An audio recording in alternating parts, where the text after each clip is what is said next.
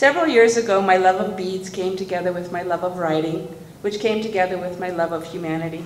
I wrote a story to go along with the tiny people I was making out of beads, and the Bead People International Peace Project was born.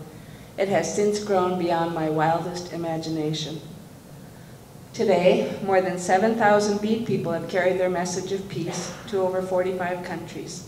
Children and adults all over the world are creating bead people as a symbol of peace. It has been so exciting to see my little creation touch the lives of so many, and besides, they just make you smile. I've learned that the simple art of creating something beautiful together is a peaceful action. Beads have been a part of every culture throughout time.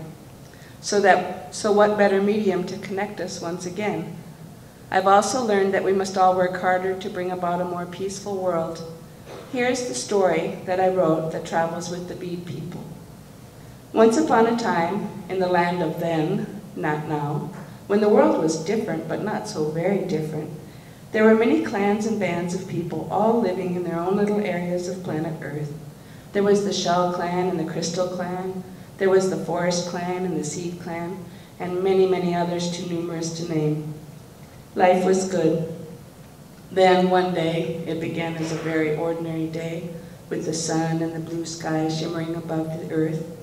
But by late afternoon, the sky grew very dark. Huge black clouds rolled in from the east and west.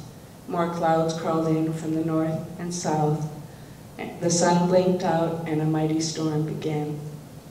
The wind was fierce, like nobody's business. The people huddled in their caves and corners, in their huts and houses, seeking safety and shelter from this mighty wind. For 1,000 years, the wind blew across the earth.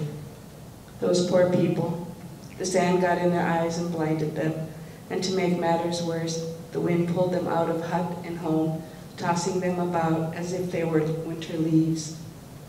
Needless to say, this was not very much fun. Just when the people thought they could not tolerate the storm a single moment more, the wind flew off with a final gruff huff. The stillness was extraordinary, so quiet you could hear a pin drop. The sun rose above the earth, and the blue sky was happy to take its place again beside its best friend, the sun. But for the people, all was not well.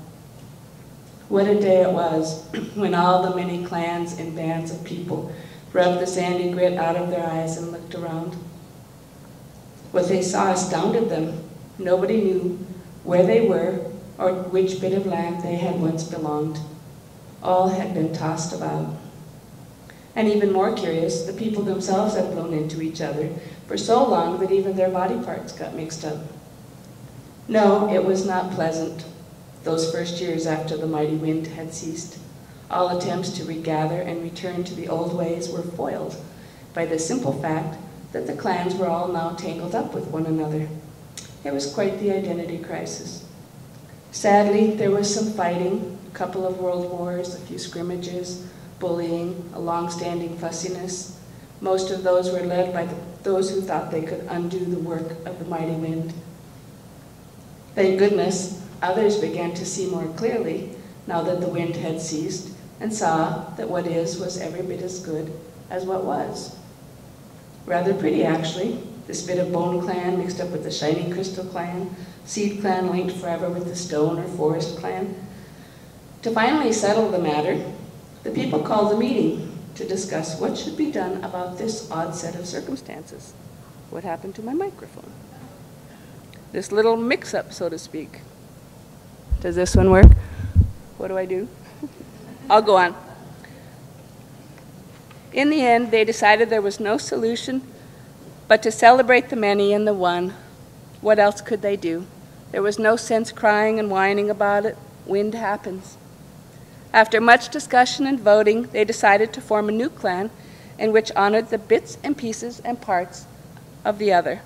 They decided to call themselves the Bead People.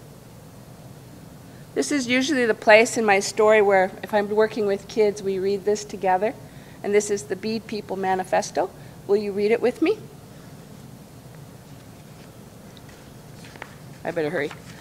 We, the Bead People of planet Earth, agree to take care of each other, Mother Earth, and all of her creatures and to never harm another because he or she is different from me. My little story doesn't say it all. In fact, the wind of 1,000 years still continues to blow us all around.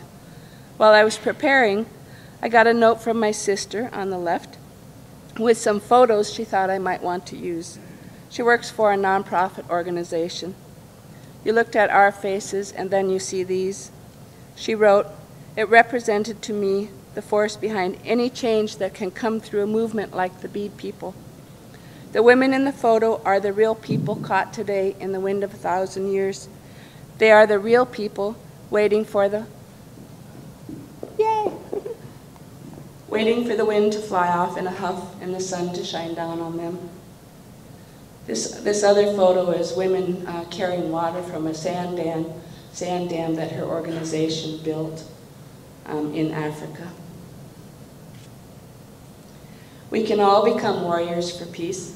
This little guy was created by a teenage boy in an alternative school where one class built 180 bead people to give away to students and staff at the end of the school year at a picnic. Sebastian let me keep it. It was his very first bead person. The bead people know that peace is a verb, not a noun. It requires us to act consciously and with heart. We find peace in each other, in creating, in community, inside our own spirits. When we come together to create anything beautiful, we are creating peace. Thank you.